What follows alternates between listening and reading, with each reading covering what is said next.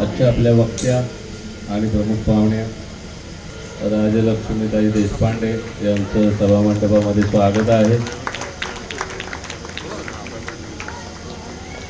ओम मालती देवी नमो नमः, ओम मालती देवी नमो नमः, ओम मालती देवी नमो नमः, ओम मालती देवी नमो नमः। परम पूज्य ओम मालती देवी जन्मशताब्दी महोत्सव त्याचं आज आपलं दुसरं पुष्प आहे। परम पूज्य स्वामी शिवानंद स्वामीजींना प्रणाम, परम पूज्य सद्गुरु ओम मालती आईंना प्रणाम, इथे उपस्थित मान्यवर अधिकारी वर्गाला प्रणाम, व्यासपीठाला प्रणाम आणि इथे उपस्थित सर्व साधकांना आणि त्यांच्या हृदयातील ओम आईंना प्रणाम। आपण आज दुसऱ्या पुष्पाची सुरुवात करणार आहोत।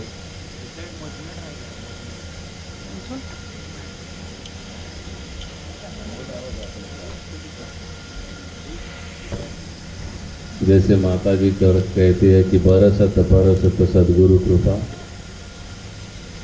वो कृपा बरस रही है हम सभी साधकों के ऊपर।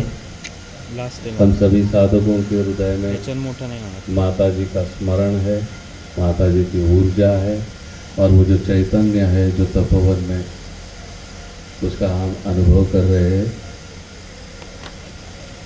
इसी अनुभव के साथ अधिक आनंद लेने के लिए आज ये दूसरा पुष्प हम शुरू करने जा रहे हैं। तो मैं व्यासपीठ पे आमंत्रित करता हूँ हमारी अध्यक्षा श्रीमती शोभाले में।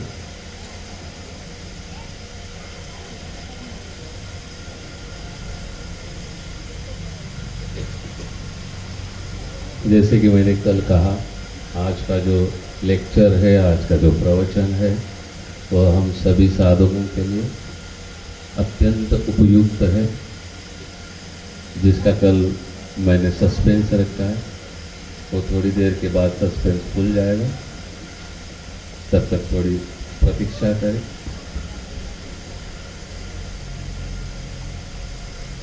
मैं आदरणीय पूजनीय स्वामी बलदेवानंद जी स्वामी जी महाराज को स्टेज पर आने की विनती करता हूँ। ताई देशपांडे,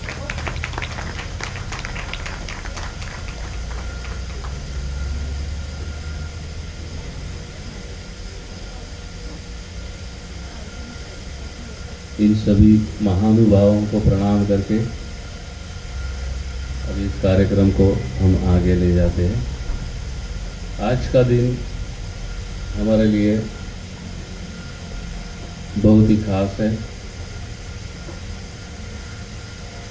हमारी ओम मालती माता जी का जन्म शताब्दी महोत्सव का शुभारंभ हम कर रहे हैं। कल से हम सुन रहे हैं अधिकारियों को, वह हमें अपने कृपा वचनों से आशीर्वादित कर रहे हैं। उसी पंक्ति में आज का ये दूसरा पुष्प। इसकी शुरुआत करने से पहले और एक आज खुशी का मौका है, आनंद का मौका है। आज हमारी जो वक्ता है राजलक्ष्मी देशपांडे जी, उनकी 60वीं सालगिरह है। ओम मालती तपोवन की ओर से हम सभी उनको बधाइयाँ देते हुए मैं अध्यक्ष शोभाताई जी को ये करता हूँ कि उनको सम्मानित करें, उनको बधाइयाँ दें।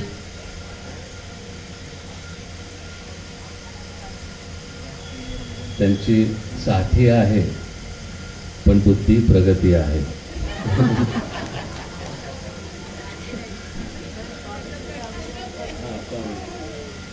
हाँ, बलदेवानंद स्वामी जी, आज इनकी 60वीं सालगिरह है।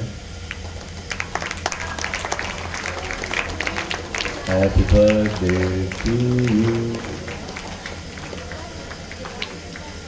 आश्रम की कन्या, बधाइयाँ, बहुत ढेर सारी बधाइयाँ।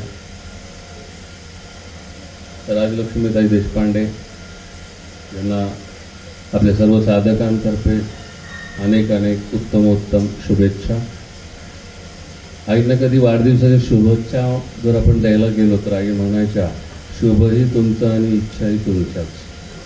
तर आपण आज राजलक्ष्मीताईंना पण अशा शुभेच्छा देऊयात की त्यांना आपल्याला जास्तीत जास्त ऐकायला मिळावं, ही आमची इच्छा आहे, जी तुम्ही पूर्ण करावी.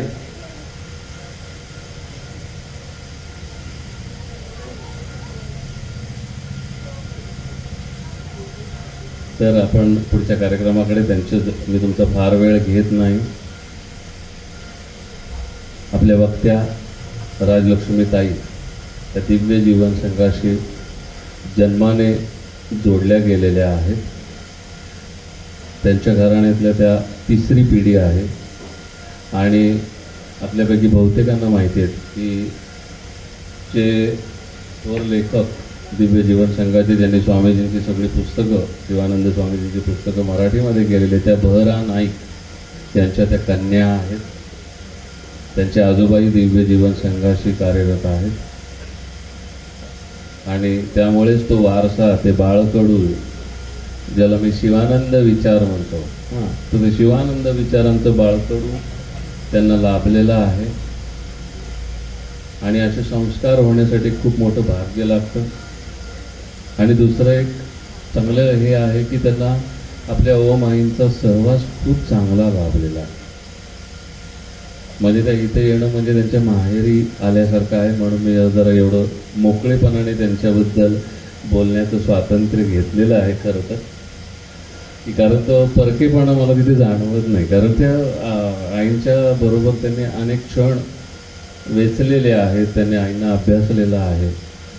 आणि तसंच जो कालचा सस्पेन्स जो मी म्हटला होता की आज ते कुठल्या विषयावरती बोलणार आहेत, त्यांचं एक वाक्य आहे की तुम्ही अर्ध्या तासाचं ध्यान करता, त्याच्यापेक्षा उरलेले 23.5 तास काय करता. आणि हाच विषय घेऊन ते आपल्या समोर येणार आहेत. तर मी विनंती करतो राजलक्ष्मीताई यांना. हरिओम.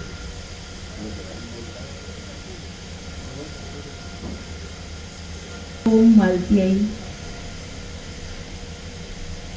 माझे सद्गुरू परमपूज्य स्वामी चिदानंदजी महाराज, आपल्या सगळ्यांचे परात्पर सद्गुरू स्वामी शिवानंदजी महाराज या सगळ्यांना मनःपूर्वक प्रणाम करते.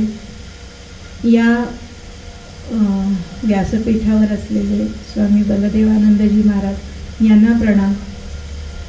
तपोवनाच्या अध्यक्षा आदरणीय शोभाताईंना नमस्कार. आणि तुम्हा सर्व जाणत्या श्रोतृवृंदांना अतिशय मनःपूर्वक प्रणाम करते. जी गोष्ट मी गुपित ठेवायची ठरवली होती ती कशी फुटली मला कळलं नाही. मला नेहमी वाटायचं की 8 सप्टेंबर मोठा व्हावा, 7 सप्टेंबरचं काहीच महत्त्व नाही आहे. मी माझ्याही घरात म्हणायची 8 सप्टेंबर ही तारीख खूप मोठी व्हायला हवी, 7 सप्टेंबर नको. पण ते गुरु आहेत ना, आणि ती आई पण आहे, तिला बाळाचं कौतुक करावं असं वाटतं.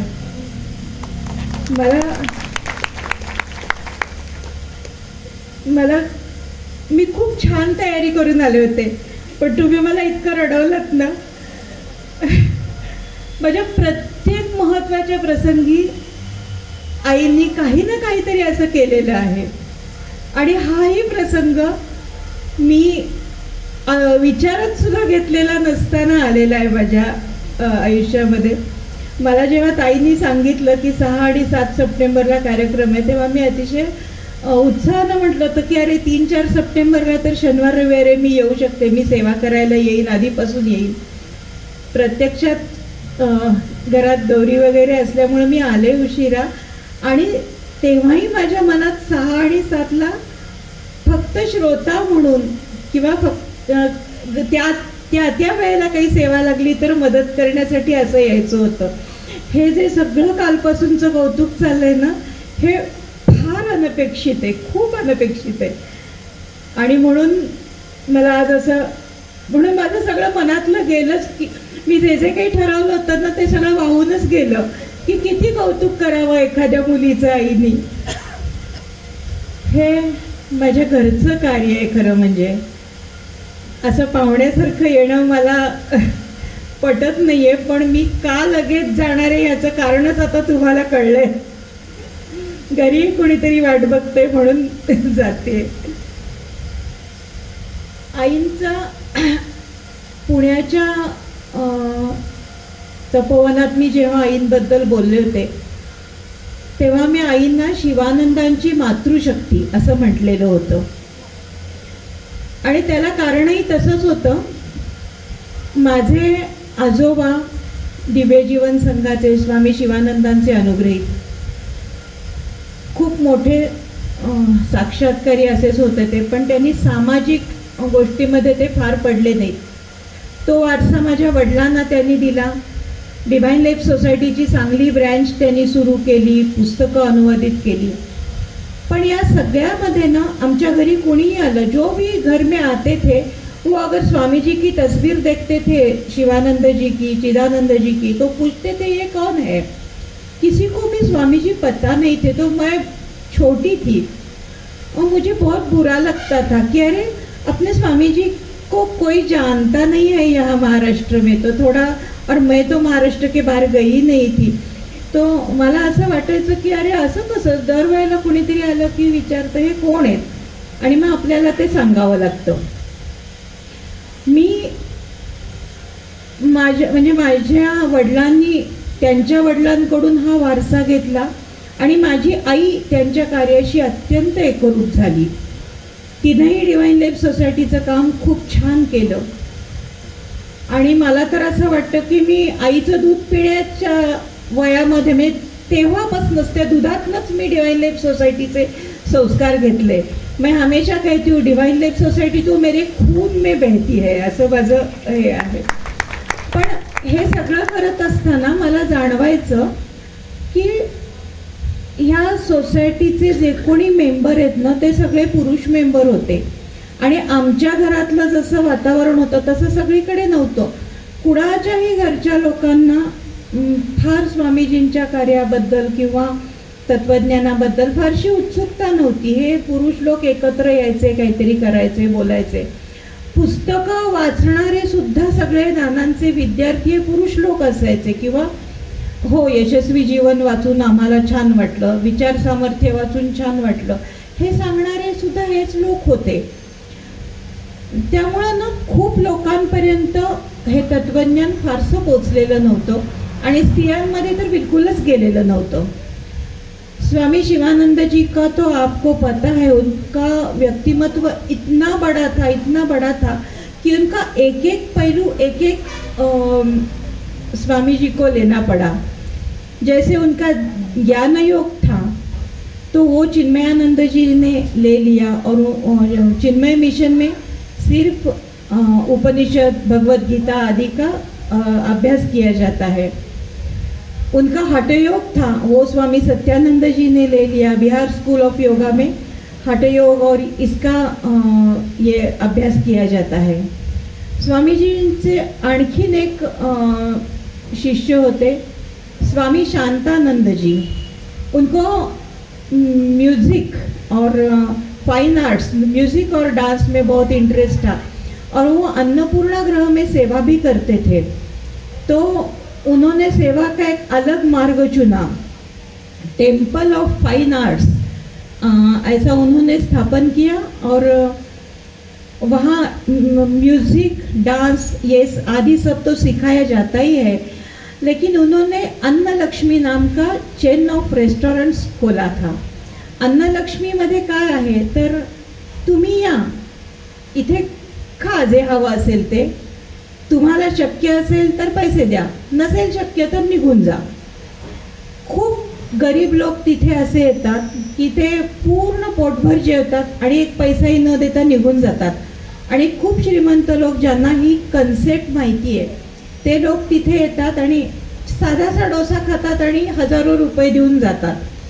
आणि तिथे काम करणारे वेटर, शेफ हे सगळे लोक पेशानं इंजिनियर, डॉक्टर, CA असे सगळे असतात. तर अशा पद्धतीनं सेवा करणारे सुद्धा स्वामीजींच्या ह्याच्यामध्ये होते.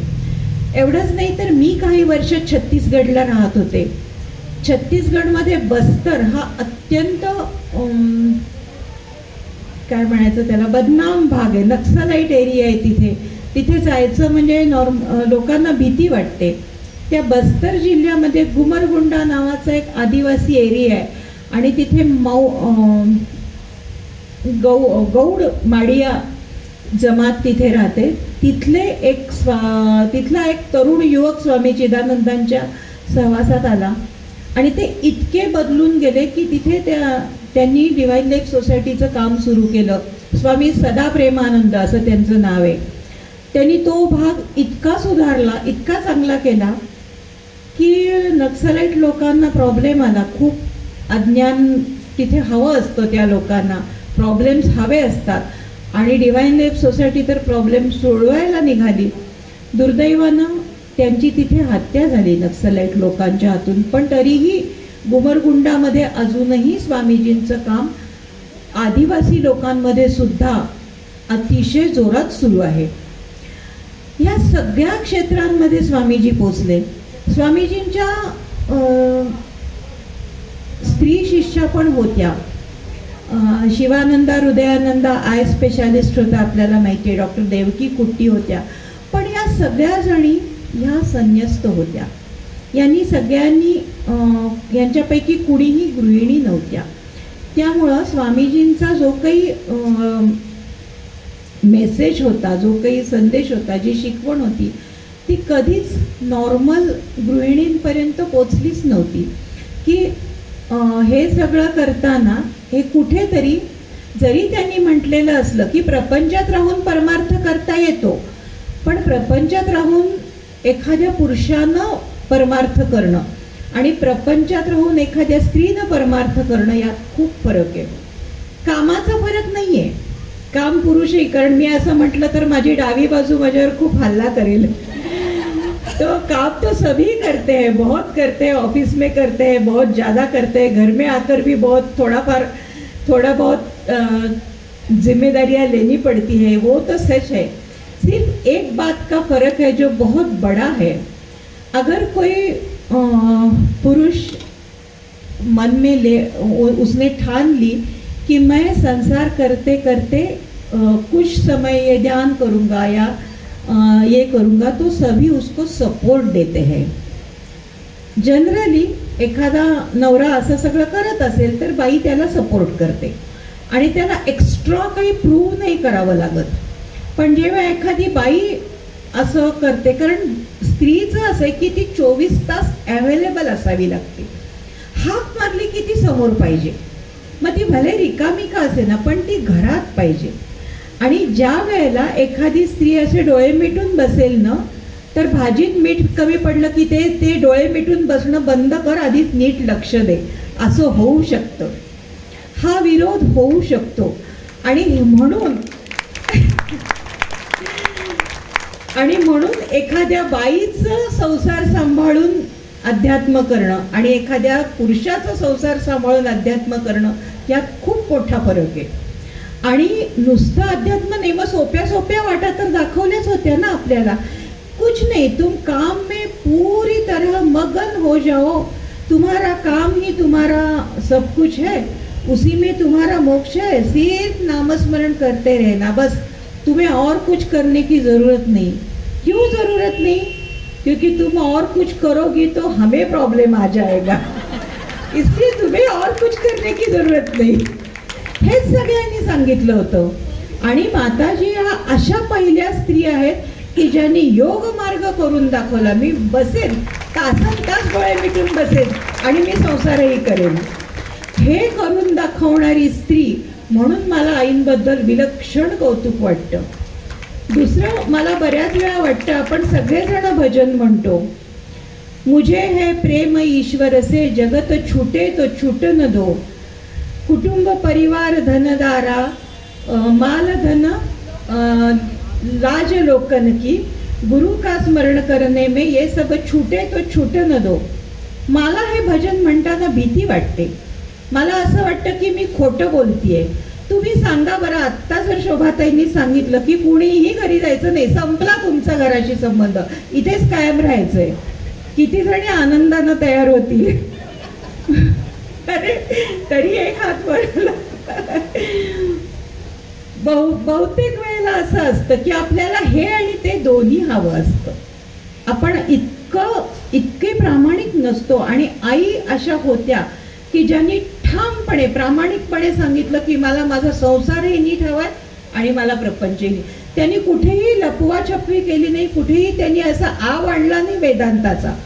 जेव्हा स्वामी शिवानंदजी म्हणाले ये तो निर्विकल्प समाधी में स्थित आहे, तेव्हा ते म्हणाले नको मला असलं काही, मला माझा संसार नीट हवाय. आणि त्यांनी त्यांच्या पुस्तकात त्यांनी लिहिले की माझा संसार नेटका करून मला जे करता येईल तेच मला हवंय. ही किती नितळता आहे मनाची, किती नितळता आहे, किती खरं बोलणं आहे हे. उगीच कुठलाही असा आव नाही आणला, ना तत्वज्ञानाचा आव आणला, ना भक्तीचा आव आणला. जे आहे ते आहे. आणि हे असताना त्यांनी अत्यंत खडतर योगमार्ग करून दाखवला. ही केवढी मोठी गोष्ट आहे. त्यामुळं माझ्यासारख्या बाईला, जी बाई म्हणते की हो मी आहे गुंतलेली माझ्या घरात, तिला पण एक दिलासा मिळतो की असंच म्हणणारी दुसरी बाई जर एवढी पुढे जाऊ शकते तर तुला काय अवघड आहे. ही प्रेरणा आईंकडून आपल्याला मिळते. आणि म्हणून आई, मला असं बऱ्याच वेळा वाटतं की स्वामी शिवानंदांच्या तत्वज्ञानामधले जे जे काही पैलू आहेत ते वेगवेगळ्या लोकांनी वेगवेगळे घेतले. फक्त समाजाचा 50% भाग असा होता की जो शिवानंदांच्या तत्वज्ञानापासून खूप दूर राहिला होता. त्या 50% आईनी इथे जन्म घेतला. त्या कधी म्हणजे मला कृष्णासारखं वाटतं. कृष्ण जसा अर्जुनाला म्हणाला होता की मला करण्यासारखं आता काहीच नाहीये, पण मी आलोय कारण मला लोकांना जगून दाखवायचंय. मला असं वाटतं की आईंचा जन्म हा त्यांचा संकल्प होता, आईंचं जगणं हाही त्यांचाच संकल्प होता, आईंचं जाणं हाही त्यांचा संकल्प होता. कारण त्यांना एक प्रॅक्टिकल करून दाखवायचं होतं की हो हे सगळं शक्य आहे. हे करून दाखवण्यासाठी एक वस्तुपाठ आपल्यासमोर हवा म्हणून. आणि स्वामीजींचं जे काही तत्वज्ञान आहे ते आपल्यासारख्या स्त्रियांपर्यंत पोचावं म्हणून आई ह्या जगात आल्या. त्यांचं अवतरण झालं ते यासाठी झालं. मला तर वाटतं त्यांची साधना आधीच झाली असेल, त्यांनी ती पहिल्यापासून करून दाखवली. हे असं असं करायचं असतं बरं का म्हणून. म्हणजे कसं आहे की शिक्षक MA BEd झालेलाच असतो, पण तरी तो गणित फळ्यावर करून दाखवतो, कारण त्याला ते आपल्याला करून दाखवायचं असतं. त्यासाठी आईने हे सगळं केलेलं आहे. आणि हे करत असताना आई नेहमी म्हणायच्या की 24 तास तुम्हाला जर अर्धा तास ध्यान करायचं असेल तर बाकीचं तुमचं जे आहे ते कसं पाहिजे. त्याच्यात एक त्यांनी म्हटलं होतं की खूप काम करू नका. मला प्रश्न पडतो की 6 मुलांची आई असलेली एक मध्यम वर्ग गृहिणी किती काम करत असेल. आणि त्या असं कसं म्हणाल्या की काम करू नका. तर बऱ्याच वेळा कसं असतं की प्रत्येक आपल्या गुरुची जी गोष्ट आहे ना ती आपल्याला नीट तिच्यावर विचार करून चिंतन करून इंटरप्रिट करून घ्यावी लागते. गीता इंटरप्रिट करावी लागली, ज्ञानेश्वरी सुद्धा नंतर इंटरप्रिट करावी लागली. शिवानंदांचं तत्वज्ञान साधं सोपं म्हणूनही त्याच्यावर पुन्हा चिदानंदांनी ते इंटरप्रिट करून सांगितलं. आईंचं तत्वज्ञान सुद्धा आपल्याला इंटरप्रिट करून सांगायला पाहिजे. काम करू नका म्हणजे काय, हातानं काम करण्याला त्यांचा काही प्रॉब्लेम नव्हता. काम करत असताना आपल्या मनामध्ये बऱ्याच वृत्ती येतात. राग येतो, उद्वेग येतो, चिडचिड होते, निराशा होते. आणि हे सगळे मनाचे क्षोभ मनामध्ये घेऊन जर आपण ध्यानाला बसलो तर आपलं ध्यान नाही लागत. मनामध्ये ते विचार येत राहतात. आणि त्यातून गंमत सांगू, मला नेहमी असं वाटतं की एखाद्याचं नाव कानफाट्या पडावं तसं आध्यात्मिक लोकांचं पण नाव पडतं कानफाट्या. की मी आपल्या घरात आपण थोडंसं जरी चिडलो ना किंवा कधीतरी चिडचिड केली, काही झालं की लगेच तू तर एवढी आध्यात्मिक ना, तू स्थितप्रज्ञच राहायला पाहिजेस. ऐसा नाही होत आहे बाई, असं होत नाही. आम्ही आत्ताशी कुठे, म्हणजे हे कसं झालं की 5वीत कुठेतरी शिकतोय अजून मुलगा. 5वीत शिकलेल्या मुलाला 4-5 धडे वाचता येतील. त्याच्याकडनं जर तुम्ही शेक्सपियरच्या नाटकांवरची टीका ऐकायची अपेक्षा केलीत तर ते कसं शक्य आहे? तसं आम्ही आत्ता ॲडमिशन घेतली, आत्ताच आमच्याकडनं प्रबंधाची अपेक्षा करू नका, हे आपल्याला लोकांना सांगावं लागतं. त्यामुळं होते, चिडचिड होते, राग येतो, हे सगळं होतं. आणि मग त्यावेळेला आई म्हणतात की जेव्हा चिडचिड होते, जेव्हा राग येतो, तेव्हा गुरु आपल्याकडे बघतायत हे मनात ठेवा. पण आम्ही असे की गुरु बघत असले तरी, आई समोर असली तरी खोड्या काढणारी काही मुलं असतात, त्यातले आम्ही. तर त्यामुळं असं होतं. मग मी परवा एक फार सुंदर लेख स्वामी कृष्णानंदजींचा माझ्या वाचनात आला. कृष्णानंदजींना शिवानंदजी असं म्हणायचे की हजारो शंकराचार्यांनी जन्म घेतल्यानंतर एक कृष्णानंद तयार होतात आणि त्यांना 3 विद्यापीठांनी डिलीट दिलेली होती. मी त्यांचं जेव्हा एक लेख वाचला तेव्हा माझ्या लक्षात आलं की आई हेच सांगतायत जे कृष्णानंदजी सांगत होते, फक्त आई छान सोप्या भाषेत सुटसुटीत सांगतात. आईला पुरणपोळी पण करता येते हो, पण तुम्हाला पचत नाही. ती काही अशी वर्षाच्या बाळाला पुरणपोळी भरवायला जात नाही, ती वरण भातच भरवते. पण त्याचा अर्थ तिला येत नाही करायला असं नाही, तिला पुरणपोळी करता येते, खाता येते, सगळं येतं. तुमच्या आमच्यासाठी लेकराला भरवताना ती भात भरवते. आईंचा जो उपदेश होता तो आणि कृष्णानंदजींचा उपदेश हा अत्यंत सारखा आहे. पण आईंना आपल्याशी बोलायचं होतं म्हणून त्या सोपं बोलल्या, साधं बोलल्या, छान बोलल्या. पण त्यांचं तत्वज्ञान केवढं गहन आहे हे मला तो लेख वाचल्यावर कळलं. कृष्णानंदजी म्हणतात की 2 तऱ्हेची रिलेशनशिप्स असतात, एक मेकॅनिकल आणि एक ऑर्गॅनिक. मेकॅनिकल म्हणजे कसं की विटांचा ढीग आहे,